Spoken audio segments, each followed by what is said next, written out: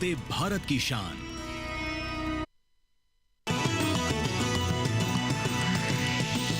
DD किसान, बदलते भारत की शान।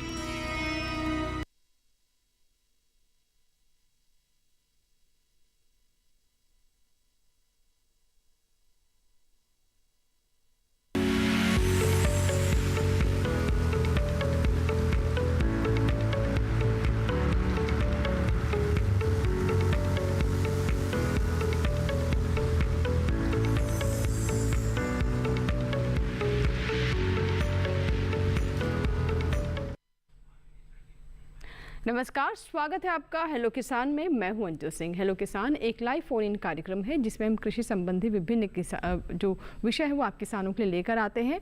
कृषि से संबंधित जानकारी होती है और साथ ही किसानों से जुड़ी हुई जो योजनाएं हैं उनके बारे में भी हम आपको विस्तार से चर्चा देते हैं। आपकी सभी आशंकाओं को दूर करने का हमारा प्रयास रहता है। तो आज किस विषय पर हम बात करने वाले हैं, आइए सबसे पहले नजर डालते हैं आज के विषय पर। आज का हमारा जो विषय है वो है प्रधानमंत्री मानधन योजना, यानी आज हम प्रधानमंत्री मानधन योजना के बारे में आपको जानकारी देंगे। इसके साथ ही जो दूसरा विषय है वो है बरसात में फूलों की खेती।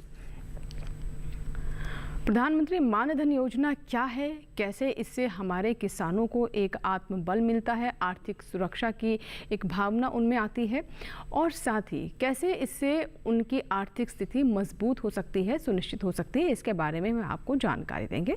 साथ ही बरसात के मौसम में फूलों की खेती कैसे करें, इसके क्या लाभ है, कौन सी सावधानियां हैं, इसके बारे में भी विस्तृत चर्चा होगी और आपके सवालों के जवाब होंगे। आइए सबसे पहले आपको बताते हैं अपना टोल फ्री नंबर जिस पर आप हमें कॉल करके अपने सवाल हम तक पहुँचा सकते हैं कार्यक्रम के दरमियान। 1800-1130-60, दूसरा नंबर भी नोट कर लें 1800-1130-61 टोल फ्री, यानी इस पर आपका कोई शुल्क नहीं लगेगा। इसके अलावा आपको बता दें हमारा व्हाट्सएप नंबर भी है, यानी अगर आप स्मार्टफोन इस्तेमाल करते हैं तो आप अपने सवाल हमें व्हाट्सएप भी कर सकते हैं। इसके लिए आप हमारा व्हाट्सएप नंबर नोट कर लें 8800520717। ये हमारा व्हाट्सएप नंबर है जिस पर आप अपना जो सवाल है वो लिख कर भेज सकते हैं, वॉइस नोट चाहे तो वो भी आप भेज सकते हैं। और इसके साथ ही हमारा ईमेल पता भी आप नोट कर लें, यानी हमारा ईमेल आईडी hellokisan2015@gmail.com। यानी अगर आपके पास फ़ोन नहीं है, स्मार्टफोन नहीं है, लेकिन कंप्यूटर है, इंटरनेट है, तो आप अपने सवाल हमें ईमेल भी कर सकते हैं। यहाँ पर दर्शकों को ये भी हम बता दें कि चाहे वो आपका कॉल हो या फिर व्हाट्सएप सवाल हो या फिर ईमेल पर भेजा गया सवाल हो, सभी सवालों को हम कार्यक्रम में लाइव शामिल करेंगे आपके नाम के साथ, आपके क्षेत्र के नाम के साथ, उसे हम अनाउंस भी करेंगे। तो आप ये ना सोचें कि अगर आप कॉल करेंगे तो ही आपका सवाल शामिल किया जाएगा, बल्कि इसके अलावा व्हाट्सएप या ईमेल भी कर सकते हैं आप। कुछ बुनियादी बातें हैं जिसका हमारे किसान ज़रूर ध्यान रखें। जब भी कॉल करें नेटवर्क क्षेत्र में रहें, ऐसी जगह से कॉल करें जहां पर बहुत शोर ना हो ताकि स्पष्ट रूप से हम सुन सकें। जब आप हमसे बात करें उस वक्त टेलीविज़न को म्यूट कर दें ताकि किसी तरह का व्यवधान बातचीत में ना हो। तो हमें पूरी उम्मीद है कि हमारे दर्शक इन सभी बातों का अवश्य ध्यान रखेंगे। और आइए अब आपकी मुलाकात करवाते हैं हमारे आज के दोनों मेहमानों से, जो कि अगले 1 घंटे तक आपके लिए यहाँ पर कार्यक्रम में बने रहेंगे। तो सबसे पहले आपकी मुलाकात करवाते हैं डॉक्टर YR मीणा से। सर, बहुत बहुत स्वागत है आपका कार्यक्रम में। जो हमारा आज का पहला विषय है यानी प्रधानमंत्री मानधन योजना, उसके बारे में हमें सर विस्तार से जानकारी देंगे। आप पूर्व अपर आयुक्त है पूसा विस्तार कृषि एवं किसान कल्याण मंत्रालय भारत सरकार में, तो लंबा अनुभव रहा है उनका और ख़ास तौर पर प्रधानमंत्री मानधन योजना पर आपने काम भी किया है। तो आपसे समझेंगे कि कैसे किसानों के लिए बहुत लाभकारी है और हमारे किसान जब युवा अवस्था में है उसी समय इससे जुड़ जाएं ताकि उनका जो आने वाला समय है वो सुरक्षित हो, इसके बारे में भी हम विस्तार से जानेंगे। और साथ ही हमारे साथ दूसरे मेहमान हैं डॉक्टर कंवर पाल सिंह। सर, स्वागत है आपका कार्यक्रम में। आप प्रधान वैज्ञानिक एवं प्राध्यापक है पुष्प एवं भूदृश्य निर्माण संभाग पूसा, नई दिल्ली में। तो आज का जो दूसरा विषय है यानी बरसात में फूलों की खेती, इस पर हम डॉक्टर सिंह से बात करेंगे। तो चलिए बातचीत की शुरुआत करते हैं। दोनों विषय पर हम बारी बारी से आपको रिपोर्ट भी दिखाएंगे। तो सबसे पहले डॉक्टर मीणा, आपसे जानना चाहेंगे कि जो मानधन योजना है ये क्या है, इसका क्या लाभ है, और इसे हम कह रहे हैं मानधन योजना, तो इसे कैसे समझें?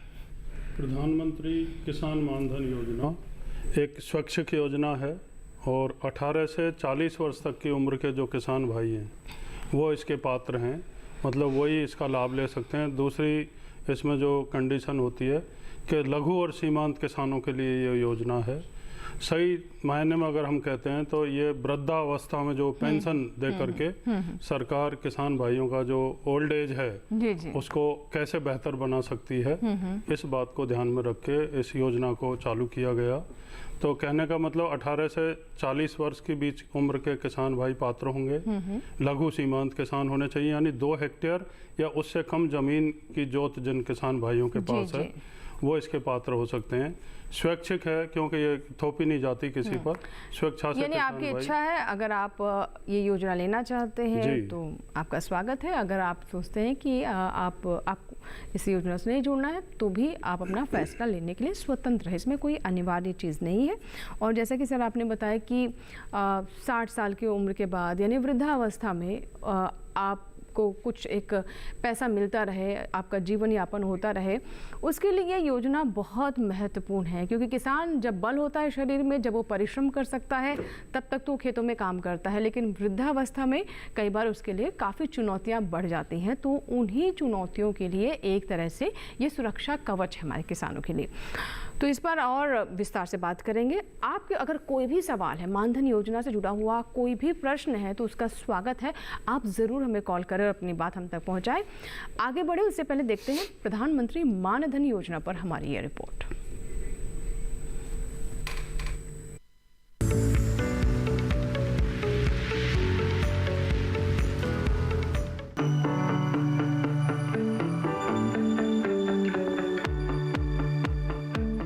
किसानों के विकास और उन्हें आत्मनिर्भर बनाने के लिए सरकार समय समय पर योजनाएं लाती रहती है। ऐसी ही एक योजना है प्रधानमंत्री किसान मानधन योजना। इस योजना को 12 सितंबर 2019 को लॉन्च किया गया था। इस योजना का लक्ष्य छोटे और सीमांत किसानों को पेंशन लाभ प्रदान करना है। मानधन योजना के तहत देश के सभी छोटे और सीमांत किसानों को बुढ़ापे में सही तरीके से जीवन यापन के लिए सरकार की ओर से पेंशन दी जाती है। अगर आप प्रधानमंत्री किसान मानधन योजना के लिए आवेदन करना चाहते हैं तो आपकी आयु 18 से 40 साल होनी चाहिए। इस योजना का उद्देश्य छोटे और सीमांत किसानों को 60 वर्ष की आयु प्राप्त करने के बाद 3,000 रुपए मासिक पेंशन प्रदान करना है। किसानों को 55 से 200 रुपए तक महीने का योगदान देना होता है। योजना से जुड़ने के समय उनकी आयु के आधार पर धनराशि का निर्धारण किया जाता है। किसान द्वारा दी जाने वाली राशि के बराबर की धनराशि का योगदान केंद्र सरकार देती है। पति और पत्नी भी अलग अलग इस योजना का लाभ उठा सकते हैं। भारतीय जीवन बीमा निगम के पेंशन कोष का फंड मैनेजर नियुक्त किया गया है। निगम पेंशन भुगतान के लिए जवाबदेह है। इस योजना के योगदानकर्ता की मृत्यु होने पर उसकी पति या पत्नी शेष योगदान देकर योजना को जारी रख सकते हैं और पेंशन का लाभ ले सकते हैं। अगर पति या पत्नी योजना को जारी नहीं रखना चाहते तो ब्याज सहित कुल योगदान राशि का भुगतान कर दिया जाता है। कुल मिलाकर इस योजना के जरिए किसानों को सामाजिक सुरक्षा देकर उनके भविष्य को सुरक्षित किया जा रहा है।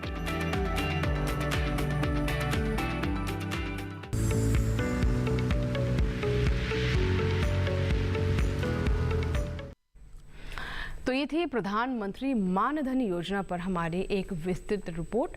अगर आप और कुछ जानना चाहते हैं, कोई समस्या आ रही है आपको या फिर कुछ और सवाल है तो भी आप हमें ज़रूर इसकी जानकारी दें। आपके सवालों का हमें इंतज़ार रहेगा क्योंकि हेलो किसान कार्यक्रम में जिसमें आपकी सहभागिता बहुत महत्वपूर्ण है।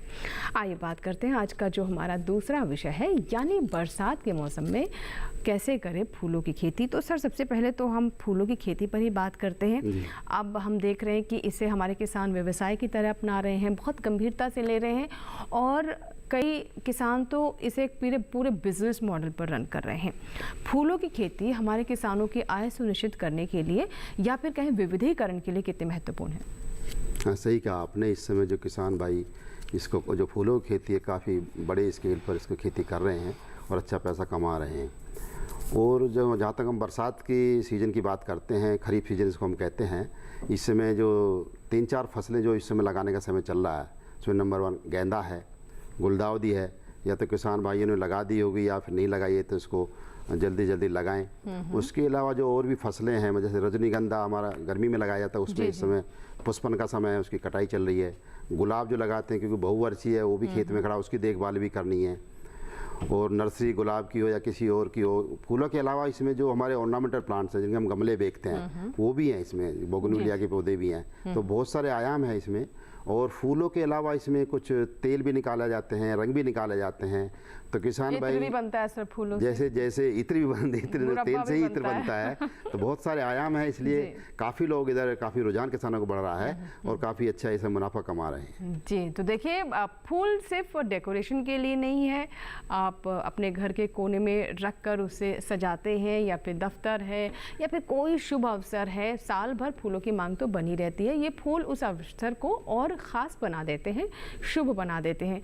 लेकिन इसके अलावा फूलों के बहुत सारे उत्पाद भी हैं, उसका अपना एक अलग बाजार है, इसके बारे में भी हम बात करेंगे साथ ही साथ। लेकिन आज हमारा मेन जो फोकस है वो फूलों की खेती पर रहेगा। तो आइए फूलों की खेती से जुड़ी रिपोर्ट देखते हैं।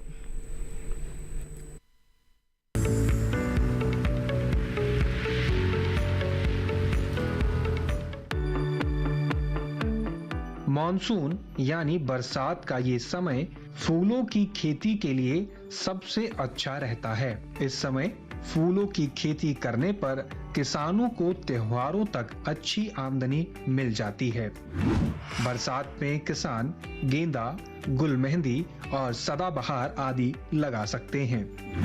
गेंदे की बात करें तो गेंदे की खेती के लिए अच्छे जल निकास वाली उपजाऊ मिट्टी अच्छी रहती है। गेंदे की बुआई के लिए मिट्टी का भुरभुरा होने तक खेत की जुताई करें। मिट्टी की उपजाऊ शक्ति को बढ़ाने के लिए आखिरी जुताई के समय खाद और अच्छी तरह से गला हुआ गाय का गोबर मिट्टी में मिला सकते हैं। खेत को तैयार करने के बाद आप गेंदे की बुआई और रोपाई कर सकते हैं। अगर गेंदे की रोपाई कर रहे हैं तो बरसात को देखते हुए पौध की रोपाई मेड़ों पर ही करें। वहीं गुलमेहंदी एक सदाबहार पौधा है। इसकी लंबाई करीब 20 से 60 सेंटीमीटर तक रहती है। गुलमेहंदी के पौधे बारिश के मौसम में ज्यादा पैदावार देते हैं। सदाबहार का पौधा भी बारिश के मौसम में तेजी से बढ़ता है। बीज बोने के बाद 40 दिनों में ही इसमें फूल निकल आते हैं। वहीं जिन किसानों ने पहले से फूलों की खेती की हुई है, वे फसल में कुछ जरूरी काम करें, जैसे रजनीगंधा और ग्लोडियोल्स में जरूरत के हिसाब से सिंचाई और निराई गुड़ाई करें। पोषक तत्वों के मिश्रण का छिड़काव करें और रजनीगंधा के स्पाइक की समय पर कटाई करें। गुलाब की नर्सरी सटीक क्यारियों में बदलाव करें।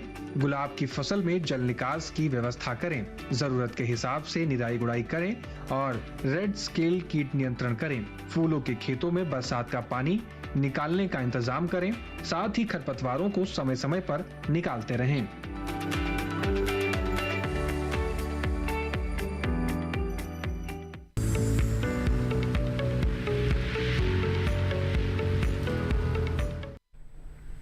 तो ये थी रिपोर्ट हमारी रंग बिरंगे मनमोहक फूलों पर, जो कि जहां हमारे जीवन को सुगंधित बनाते हैं, वही किसानों के जीवन में भी अतिरिक्त आय से ये फूल खुशबू ला रहे हैं, सुगंध ला रहे हैं।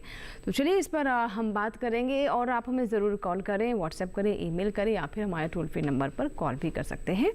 तो अभी हम चर्चा की एक बार फिर से शुरुआत करते हैं। सर, जैसे कि मानधन योजना के बारे में आपने बताया कि ये हमारे किसानों के लिए ख़ास तौर पर वो किसान जो कि 18 से 40 साल की उम्र के हैं, उनके लिए है। तो सबसे पहले मैं आपसे जानना चाहूँगी कि पूरा इसमें प्रोसेस क्या होता है, क्या, क्योंकि कोई भी जब आप पेंशन योजना है, अगर आप पेंशन की बात करें तो क्या इसमें क्या रेशो रहता है कि किसान की तरफ से कितनी सहभागिता होनी चाहिए और सरकार इसमें कितना पैसा देती है, किस तरीके से हमारे किसान इसे समझ सकते हैं? जी बिल्कुल, जैसा कि मैंने बताया अपनी चर्चा में कि 18 से 40 वर्ष के जो किसान हैं वो इसके पात्र हैं। लघु और सीमांत का मतलब 2 हेक्टेयर या किसान ही होने चाहिए, कम जमीन, जी किसान ही होने चाहिए। और स्वैच्छिक है, जो भी किसान रुचि रखते हैं वो इसके पात्र हो सकते हैं। उनको एक आधार कार्ड, अपना बैंक की पासबुक और ज़मीन के कागजात, खसरा खतौनी या जो भी पेपर है, रजिस्ट्री वगैरह, वो लेकर के कॉमन सर्विस सेंटर जो है, जन सूचना केंद्र होते हैं गांव में, आसपास के कस्बे में मिल जाते हैं, वहाँ पर जाके वो अपना रजिस्ट्रेशन करा सकते हैं। और 18 से 40 वर्ष का मतलब 18 वर्ष का अगर कोई किसान इसका लाभ लेना चाहता है तो उसको शुरुआत में जो पैसे देने होंगे 55 रुपये प्रति माह उसको देने होंगे, और 55 रुपये अंशदान सरकार उसमें डालती है। तो यानी उसका जो खाता बनेगा उसमें 110 रुपये महीने के हिसाब से जमा होते रहेंगे, हमेशा उसका यही चलेगा। ऐसे ही मान लो 40 वर्ष की उम्र का कोई किसान इसको ज्वाइन करता है तो उसको 200 रुपये प्रति माह देने होंगे, और 200 रुपये सरकार की तरफ से, कृषि मंत्रालय की तरफ से उसके खाते में जोड़ेंगे, यानी 400 रुपये प्रति माह। और जब उनकी उम्र 60 वर्ष होगी, 60 वर्ष की उम्र के बाद कम से कम 3000 रुपये प्रति माह किसानों को पेंशन चालू होगी। तो ये योजना है, और खासकर बुढ़ापे को ध्यान में रख के, क्योंकि ओल्ड एज में किसान भाई उतना मेहनत नहीं कर पाते, काम नहीं कर सकते, तो कम से कम 3000 रुपये महीने उनको। और इसे हम मानधन योजना कह रहे हैं। मतलब साफ है कि किसी भी उम्र के पड़ाव में हमारे किसान हो वो सम्मान का जीवन जी सके, चाहे वो खेतों में उस वक्त काम करने में सक्षम हो या ना हो, लेकिन ये उनकी परिश्रम का ही फल है जो कि उन्हें उन सालों में प्राप्त होंगे।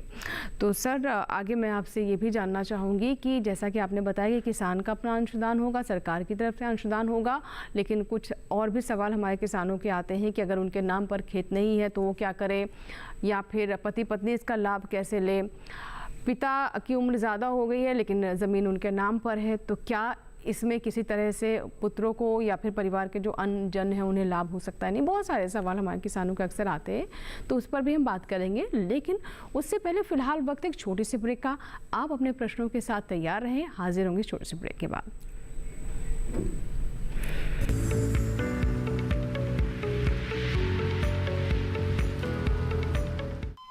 अरे सुन तो। मुझे क्या सुनाना चाहते हो? जो सुनाओ मेरी सौतन को। किसको? अरे वही तुम्हारा मोबाइल फोन जिससे सुबह शाम दिन रात चिपके रहते थे और कहते थे किसान कॉल सेंटर से बातें हो रही हैं। अच्छा ये बात है। हाँ, क्यों, क्या हुआ? अब बात नहीं होती क्या? अब तो झट से बात हो जाती है। ऐसा क्या? हाँ, अब तो ज्यादा लाइनें और खास तकनीक के कारण खेती के माहिरों से तुरंत बात हो जाती है। और अगर कभी लाइन व्यस्त हो तो अपनी समस्या फोन पर रिकॉर्ड करा दो, वहाँ से फोन आ जाता है और समस्या की हल का मैसेज भी आ जाता है। ये देखो आ गया। अरे वाह, इसका मतलब इंतजार की घड़ी अब खत्म। हाँ। तभी मैं सोचूं कि आजकल मुझ पर इतना प्यार क्यों आ रहा है। कृषि संबंधी समस्याओं का अपनी भाषा में तुरंत हल पाने के लिए पूरे भारत में किसी भी फोन से हेल्पलाइन नंबर पर संपर्क करें। किसानों का दोस्त किसान कॉल सेंटर।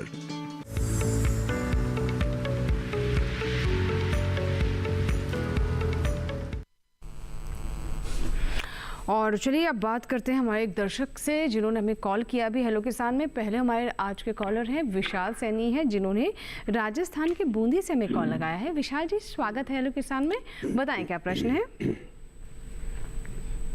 विशाल जी मुझे सुन पा रहे हैं? विशाल जी आगे हम आपसे बात करें उससे पहले अनुरोध है मेरा कि आप टेलीविजन को म्यूट कर दें।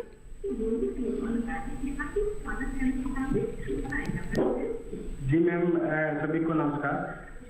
नमस्कार। हाँ मैम, हेलो।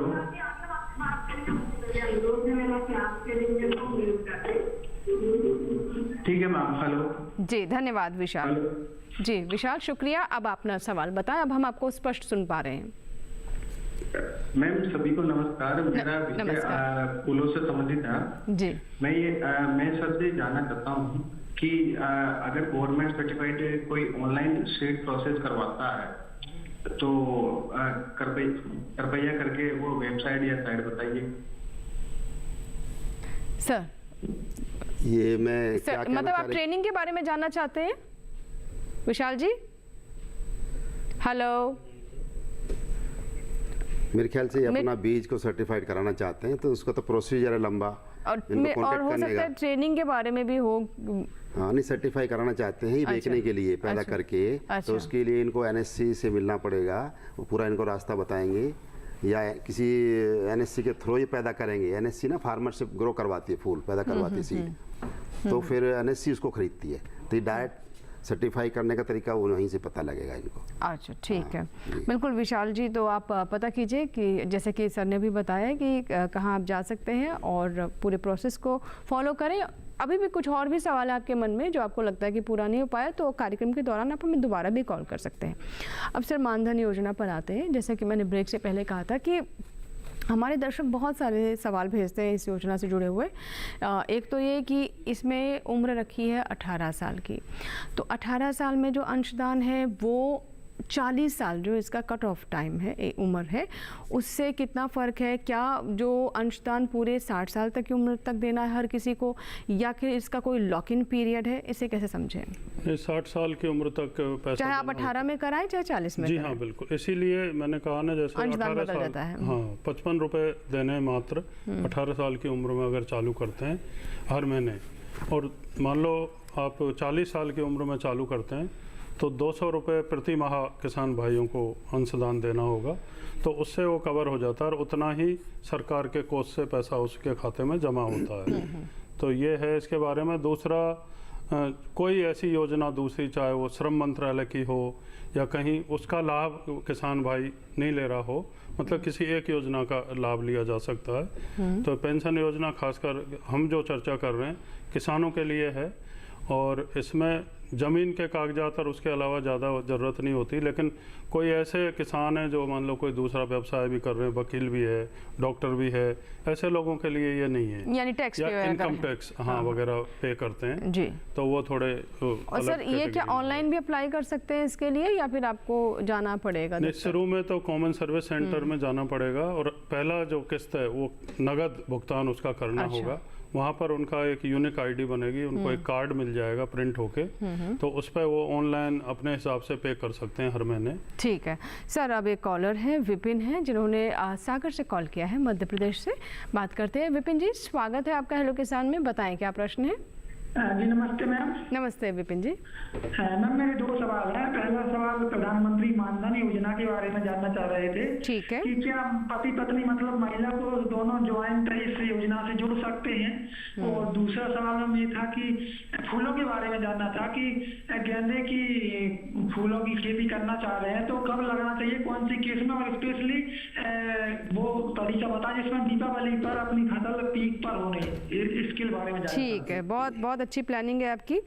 तो सर पहले तो ये कि मानधन से जुड़ा इनका सवाल है कि क्या दोनों एक साथ इसके लिए, मतलब साझा तरीके से क्या इसके लिए अप्लाई कर सकते हैं, या फिर दोनों के एक अलग इंडिविजुअल यूनिट की तरह? ये इंडिविजुअल यूनिट की तरह दोनों पति पत्नी इसका लाभ ले सकते हैं। और जैसा कि हमने एक फिल्म भी दिखाई थी, कभी किसी दुर्घटनावश मान लो पति या पत्नी में से कोई बीच में एक्सपायर होता है तो उसको पत्नी या पति कंटिन्यू कर सकता है अपना अंशदान दे करके, और दोनों एक साथ शुरू करना चाहते हैं तो पति पत्नी दोनों इसको ले सकते हैं जी। दोनों का अंशदान सेपरेट जमा होता है। लेकिन सर पत्नी भी ओनर होनी चाहिए, लैंड ओनर होनी चाहिए? पति पत्नी के केस में वो दिक्कत नहीं है।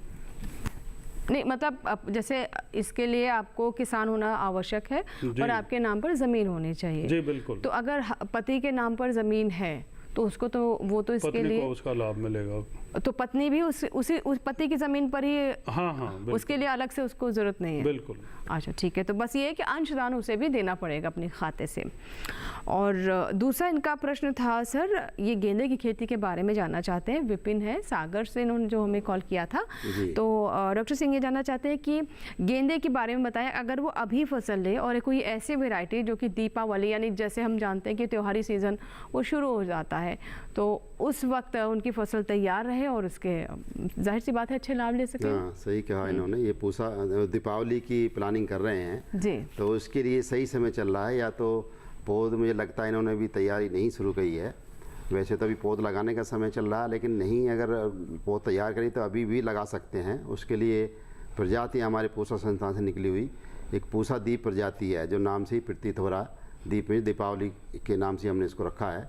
पूसा दीप, एक पूसा पर्व है, एक पूसा उत्सव है। ये 3 प्रजातियाँ हैं जो इस मौसम में लगती हैं, खरीफ सीजन में, और अक्टूबर में इनका फूल आना शुरू हो जाता है। अक्टूबर नवंबर पूरा रहता है, उस टाइम पे दिवाली और कुछ नवरात्रि मिल जाते हैं। पूसा दीप थोड़ी जल्दी भी आती है, तो पूरा त्योहारी जो सीज़न है इनको मिल जाता है। तो ये प्रजाति लगाएं तो आपको समय पर फूल मिलेगा दिवाली के आसपास और अच्छे पैसे मिलेंगे। जी जी बिल्कुल।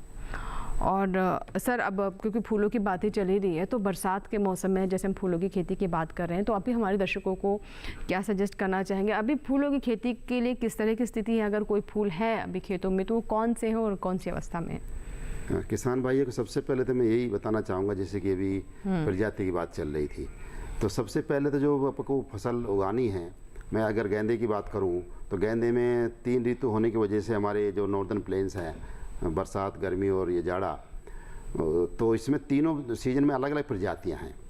तो एक प्रजाति का बिल्कुल किसी अच्छे संस्थान से जब लेते हैं बिल्कुल पक्का कर लें कि ये उसी समय की प्रजाति है।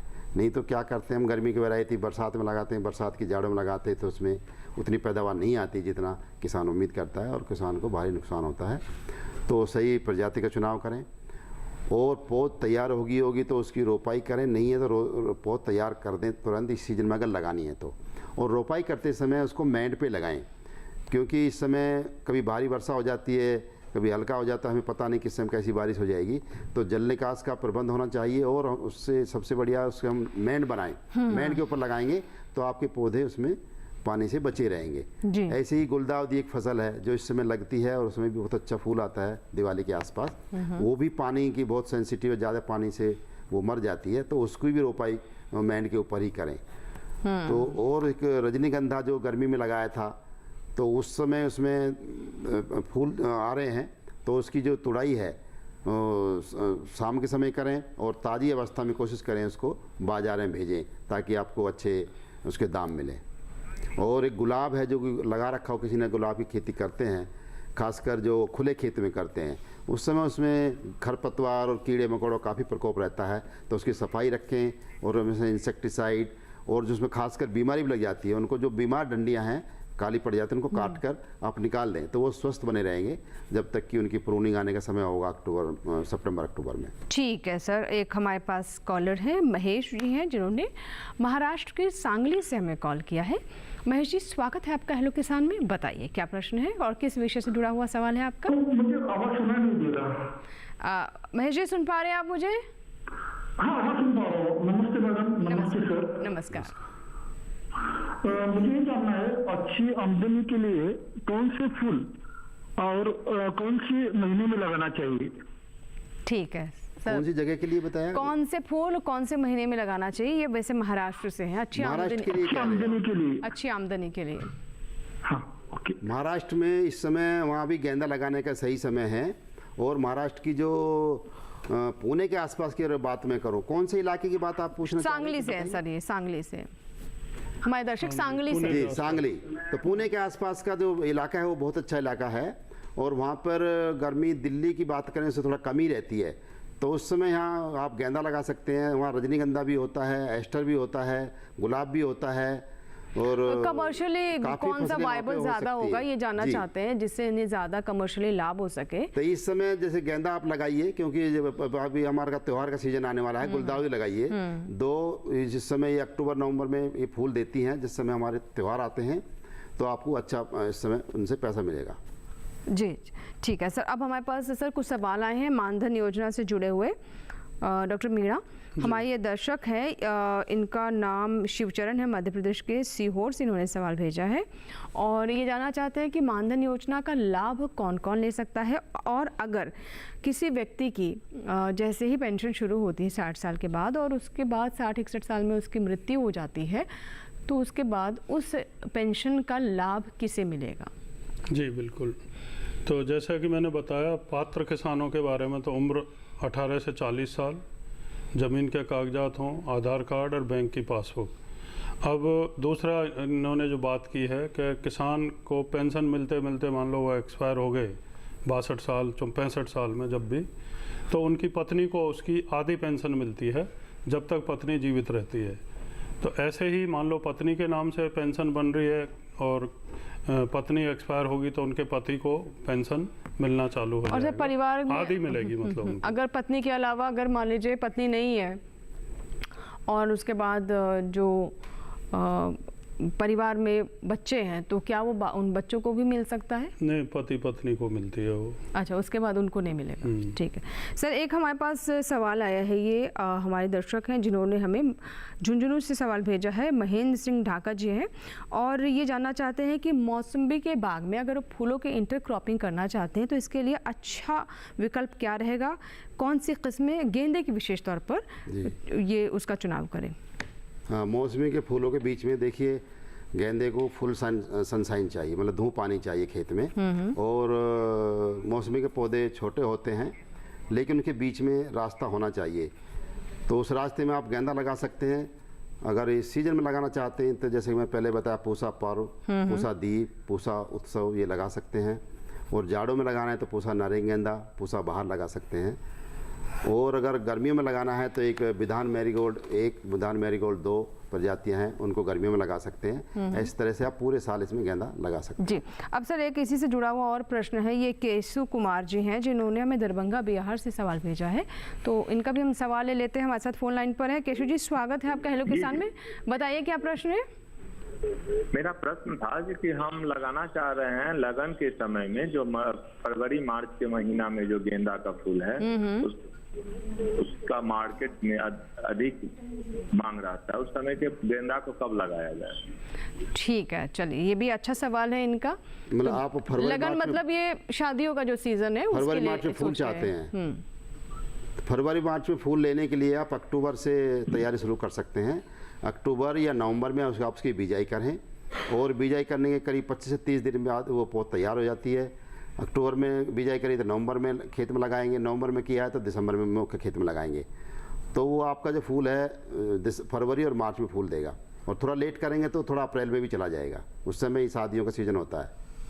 बिल्कुल बिल्कुल ठीक है। और हमारे दर्शक जो भी देख रहे हैं, चाहे वो मानधन योजना से जुड़ा हुआ कोई प्रश्न हो या फिर बरसात में फूलों की खेती की बात हो, कोई भी आपके सवाल है, स्वागत है, ज़रूर अपना सवाल हम तक पहुंचाएं। डॉक्टर मीणा, अब मैं आपसे जानना चाहूँगी, बहुत सारे हमारे ऐसे दर्शक भी हैं जो कि कम उम्र के हैं और वो समझते हैं कि कम उम्र में अगर आप वित्तीय समझ को डेवलप कर लें, उस दिशा में सोचें तो आने वाले समय में चीज़ें काफ़ी सुगम हो जाती हैं। लेकिन इतनी छोटी उम्र में उनके नाम पर ज़मीन नहीं होती, 18 साल, 19 साल, 20 साल, 21 साल, तो क्या कोई और तरीका है जिससे वो इस योजना से भी जुड़ सकें? मान लीजिए पिता के नाम पर है, माँ के नाम पर ज़मीन है, खेत है, उसके आधार पर क्या 18 साल का बालिग मानधन योजना से जुड़ सकता है? 18 साल के तो जुड़ सकते हैं, 18 से 40। बाकी अगर कोई और भी छोटे हैं और वो लाभ लेना चाहें तो जो नहीं ले सकते हो। भारतीय जीवन बीमा निगम की जो वो इंश्योरेंस की जो कंपनी है उसके नाम से जो और दूसरी हैं पॉलिसी, वो ले सकते हैं। बाकी खेती से संबंधित है, किसानों के लिए है, तो माता पिता ही उसके पात्र होंगे। बच्चे जो नाबालिग हैं 18 साल से कम, वो इसके पात्र नहीं हो सकते।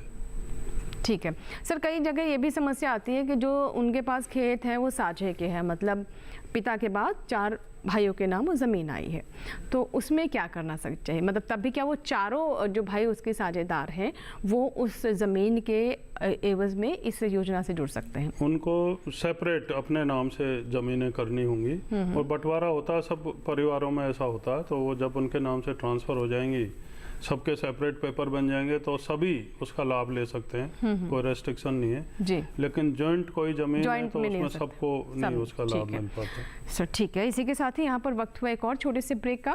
चाहे बरसात में फूलों की खेती की बात हो या फिर मानधन योजना से जुड़ा कोई भी प्रश्न हो, आप अपने प्रश्नों के साथ तैयार हैं। छोटे से ब्रेक के बाद फिर होंगे हाजिर, लेंगे आपके सवाल।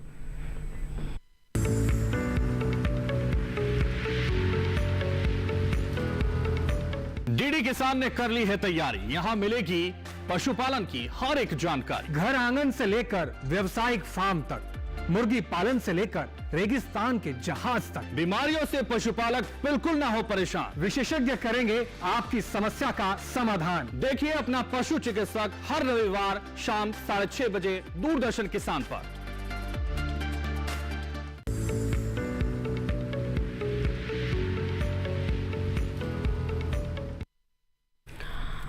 ब्रेक के बाद एक बार फिर आपका स्वागत है। आप देख रहे हैं लोक किसान। एक कॉलर हमारे साथ जुड़ रहे हैं, जल्दी से उनका हम कॉल ले लेते हैं। नंद स्वरूप जी हैं जिन्होंने उत्तर प्रदेश के बाराबंकी से हमें फ़ोन लगाया है। नंद स्वरूप जी, स्वागत है लोक किसान में। नमस्कार, बताइए क्या प्रश्न है आपका? नमस्कार सर, मैं नंद स्वरूप मिश्रा हूँ बाराबंकी से जी। मैं जानना ये चाहता हूँ, फूल की खेती के बारे में जानना चाहता हूँ कि फूल की खेती में कोई भूल हमसे ना हो जाए जो हम नुकसान में जाए। तो ऐसी दशा में बरसात की खेती में हम कौन से फूल की खेती करें जो हमारा गीला फूल दिख जाए, हम उसको सुखा करके बेच सकते हैं, उसका जो हम रस बना करके जैसे जल बनता है या उसके और केवड़ा बनते हैं या उसकी और चीजें बनती हैं जिससे उसे भी लाभ ले सकते हैं। तो फूल में हमें कौन से ऐसे फूल को चुनना चाहिए? दूसरी चीज जो मानधन योजना है, तो मानधन योजना में मैं ये जानना चाहता हूँ जो किसान 40 साल के ऊपर हो गए हैं उनके लिए कोई ऐसी योजना नहीं कि उनको भी लाभ मिले, कि उनको भी जीने के लिए तो कोई सहारा होना चाहिए। ठीक है, बिल्कुल दोनों सवाल हम आपके समझ रहे हैं। तो सर, पहले फूलों से जुड़ा सवाल है नंद स्वरूप मिश्रा जी का। बहुत ही सुंदर तरीके से इन्होंने अपना सवाल रखा कि फूलों की खेती में कोई भूल ना हो जाए, तो इसलिए बरसात के इस मौसम में कौन से फूल इन्हें सजेस्ट करना चाहेंगे, और ऐसे फूलों के बारे में शायद ये जानना चाहते हैं जिनकी आप प्रोसेसिंग भी कर सकें, यानी इनके कुछ उत्पाद भी आप बना सकें। और हाँ, क्योंकि कई बार क्या होता है, हम फूल पैदा कर लेते हैं, बाजार में मांग कम हो जाती है तो किसान को बड़ी समस्या हो जाती है। तो उसको ध्यान में रखते हुए हमको प्रोसेसिंग की तरफ जाना पड़ेगा।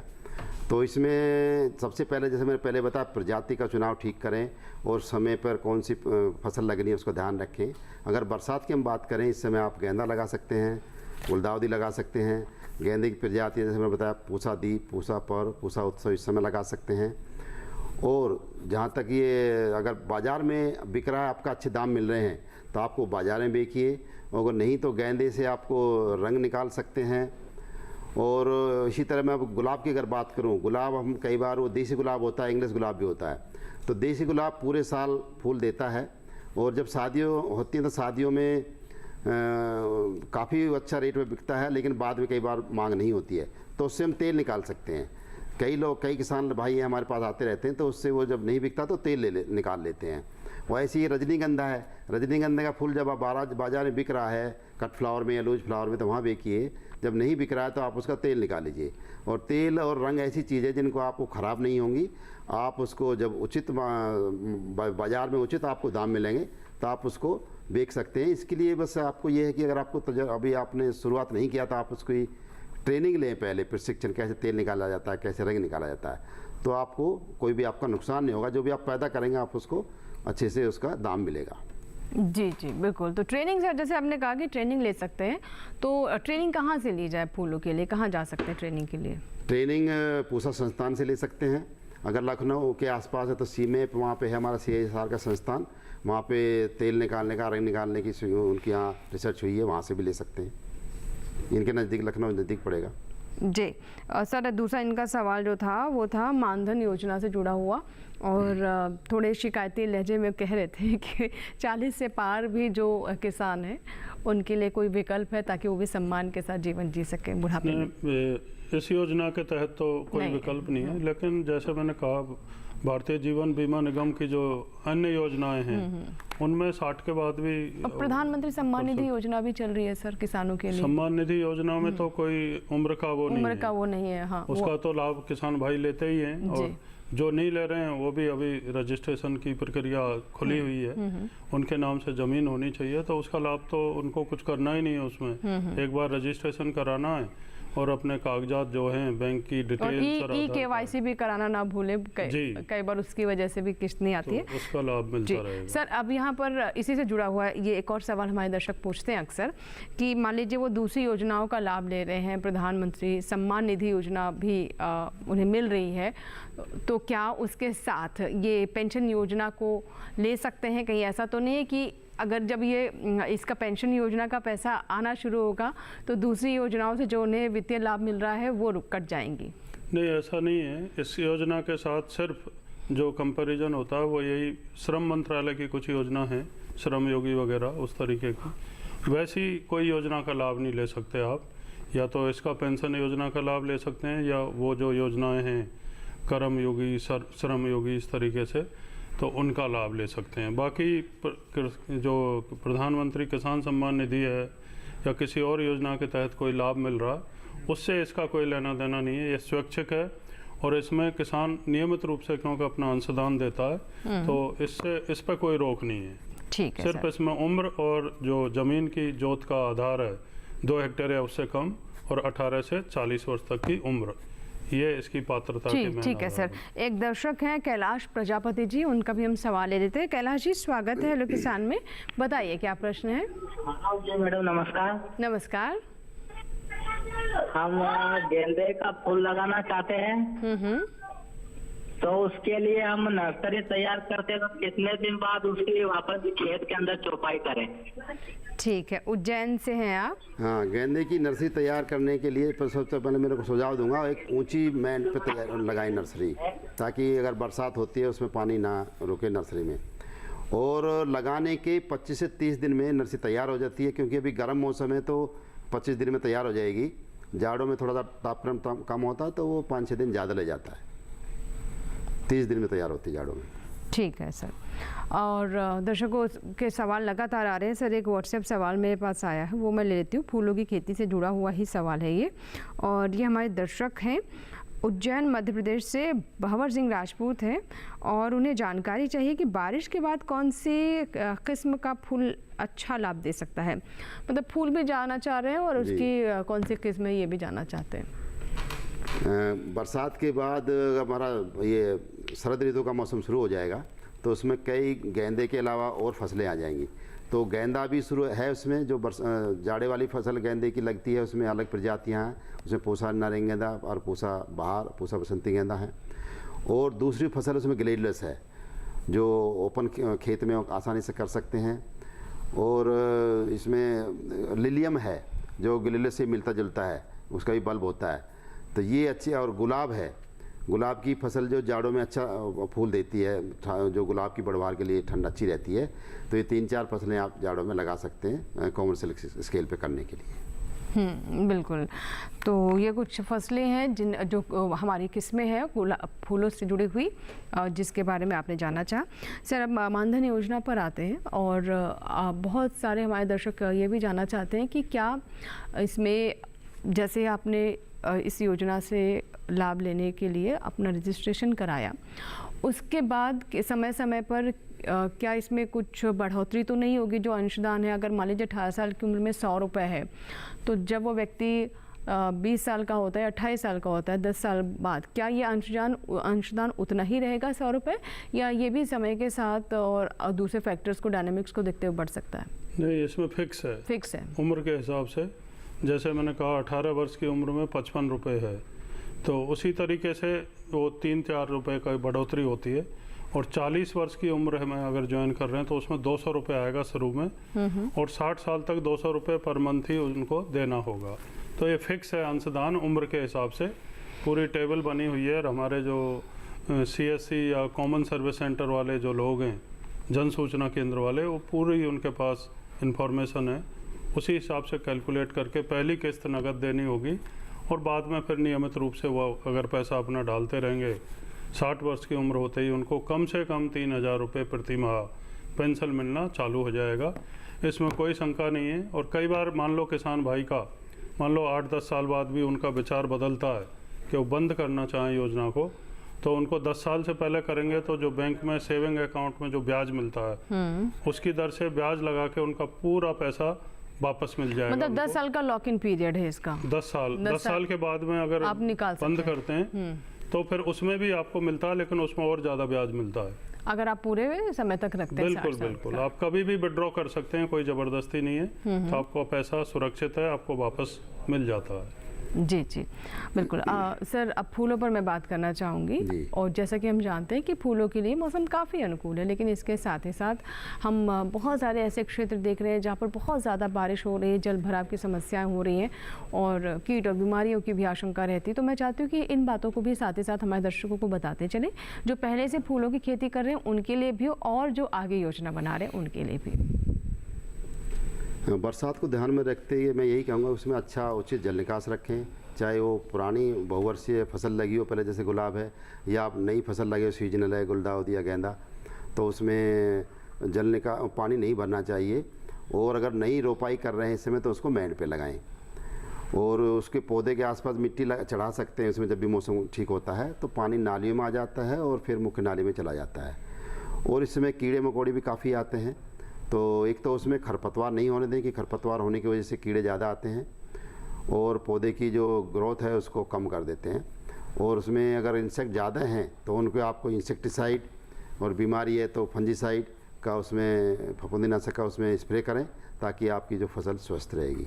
जी बिल्कुल। और सर क्योंकि हमारे साथ जो कुछ दर्शक हैं वो प्रोसेसिंग के बारे में भी जानना चाहते थे, यानी और कौन कौन से उत्पाद हैं, तो अगर आप इस एंगल से फूलों की खेती कर रहे हैं, एक तो ये हुआ कि आपने डेकोरेशन के लिए यानी सजावट के लिए जो सजावटी फूल हैं उनकी खेती करना, और साथ ही वो फूल जिनके औषधीय गुण भी हैं, जिनसे और कई तरह के उत्पाद भी बनाए जाते हैं, तो इनमें कैसे हम फ़र्क करें और क्या इनकी खेती में किसी तरह का फ़र्क भी रहता है? इनकी खेती में कोई फ़र्क नहीं है, और कुछ फसलें ऐसी हैं जो 2-3 तरह से प्रयोग होती हैं, तो उसका हमें फ़ायदा अलग से उसकी खेती करने की ज़रूरत नहीं है।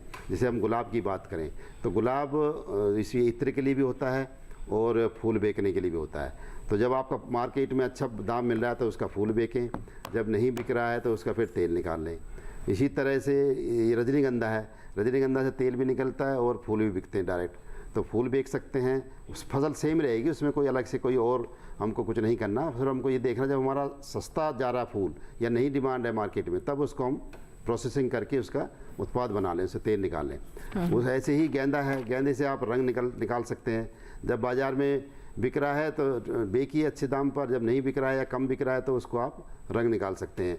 तो फसल के उगाने में इसमें कोई बिल्कुल भी परिवर्तन नहीं है। हाँ, गेंदे में थोड़ा सा फ़र्क है कि गेंदे में रंग निकालने के लिए कुछ प्रजाति में ज़्यादा रंग मिलता है, कुछ में कम मिलता है, तो वो ध्यान रखना है कि ऐसी प्रजाति हो जो फूल भी अच्छा हो उसका, उसमें रंग भी अच्छा हो और सीजन भी अच्छा हो। जैसे गर्मियों में रंग कम बनता है और अक्टूबर नवंबर जो अच्छा क्लाइमेट होता है, माइल्ड जिसे हम कहते हैं, तो जैसे फरवरी मार्च है या अक्टूबर नवंबर में जब फूल आता है तो उसमें रंग की मात्रा ज़्यादा होती है, तो उस चीज़ का आपको थोड़ा सा ध्यान रखना पड़ेगा। जी जी बिल्कुल।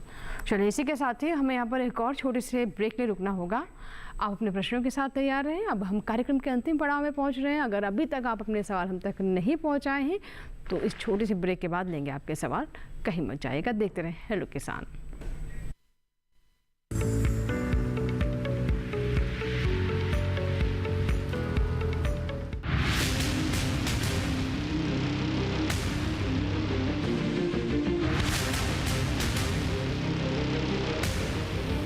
जब तपती है धरती, सूरज उगलता है आग, ठंड में जब सर्दी जमा देती सबके हाल, सब छुप जाते अपने अपने घरों में, तब बाहर निकलता सिर्फ एक इंसान, भरने के लिए हम सबका पेट, खून को पसीने की तरह देता बहा, थक जाता, झुलस जाता, हो जाता बीमार, तब उसकी सेहत का ध्यान रखता सिर्फ डीडी किसान।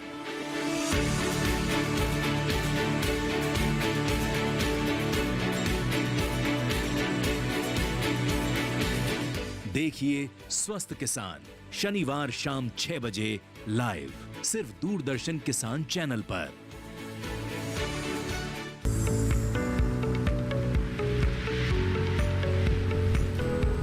आजकल स्मार्ट बच्चे हैं, शेयर्स में लगा। ब्रेक के बाद एक बार फिर आपका स्वागत है। आप देख रहे हैं हेलो किसान। अब कार्यक्रम के अंतिम पड़ाव में अगर अभी तक आपने सवाल हमें नहीं बताए हैं तो अभी समय बाकी है, ज़रूर अपने सवाल हम तक पहुंचाएं।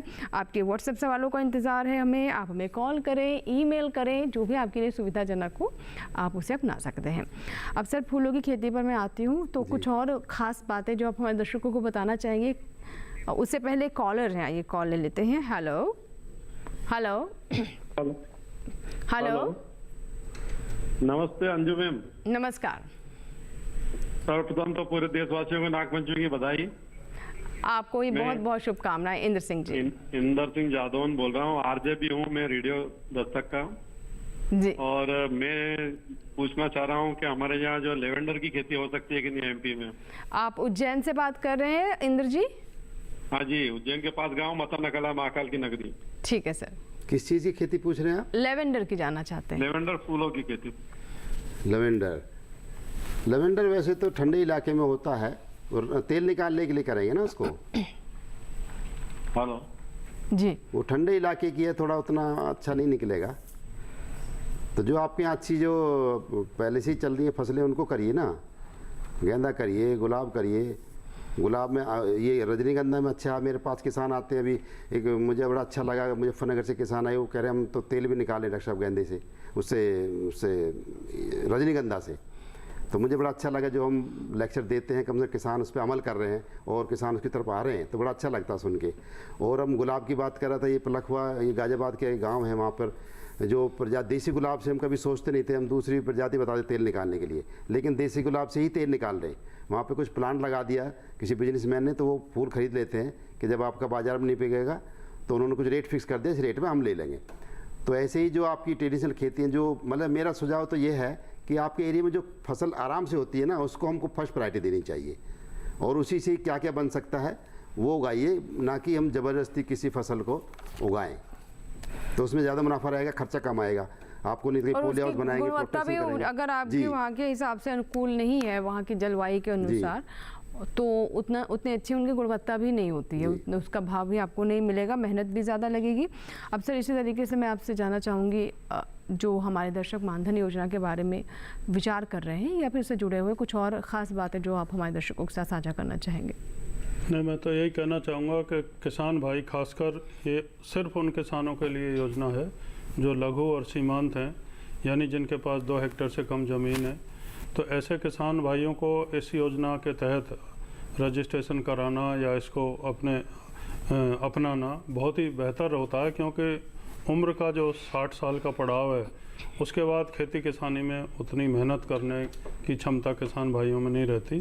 तो कुछ ना कुछ उनको अतिरिक्त आमदनी, जो खेती करनी है वो तो फिर भी करते ही रहेंगे वो, लेकिन 3000 रुपये मिनिमम है, हो सकता है आगे चल के उसमें कुछ बढ़ोतरी हो, तो 3000 रुपये तो कम से कम उनकी सुरक्षित आय होगी प्रति महीना, मतलब वो मिलेगा ही मिलेगा। जी। और किसान ये ना सोचें कि वो इतना लंबा इंतज़ार करने की बात है, क्योंकि किसान जो उसमें अपना अंशदान डालेगा, चाहे 55 रुपये हो या 40 वर्ष में 200 रुपये हो, उतना ही समान मात्रा में अंशदान केंद्र सरकार या हमारा कृषि एवं किसान कल्याण मंत्रालय किसान भाइयों के खाते में डालता है। अच्छा सर, जैसे कि आपने, माफ़ कीजिएगा बीच में मैंने रोका आपको, जैसे आपने बताया कि पहली जो किस्त है वो आपको नकदी देनी पड़ेगी, मतलब आपको कैश देना पड़ेगा, उसके बाद ऑटोमेटिकली आपके अकाउंट से डेबिट होता रहेगा। ऑटोमेटिकली भी हो सकता है, या वो स्वैच्छिक रूप से खुद करना चाहें तो खुद भी पे कर सकते, मतलब प्रीमियम एक तरीके से जो पे करेंगे।